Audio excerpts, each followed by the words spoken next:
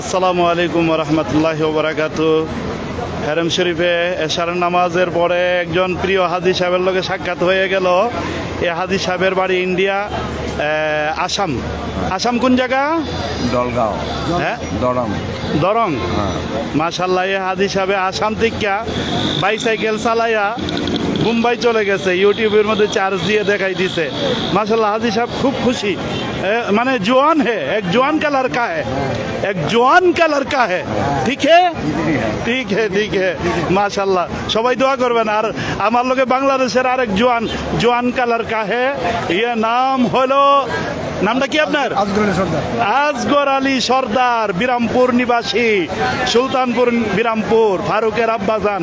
মাশাল্লাহ, এই তিনজন একটা ক্যামেরা বন্দি কইরা রাখি যেন সব সময় যেন দেখতে পারি। Assam to Mumbai, Assam to Mumbai. সবার জন্য দোয়া থাকবে। সবাই ইনশাল্লাহ দোয়া করবেন এই হাজি সাহেবের জন্য।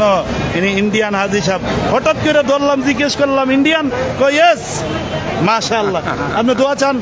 আর সবাই আমার জন্য দোয়া করবেন। আমি বাংলাদেশের সবার লেগে আমি দোয়া করব। মাশাআল্লাহ, মাশাআল্লাহ। ইন্ডিয়ান হাজি সাহেবদেরকে আল্লাহ যেন কবুল করে, ইন্ডিয়ার মুসলমানদেরকে যেন আল্লাহ পাক দয়া করে, ইন্ডিয়ার মুসলমানদেরকে যেন সাহায্য করে।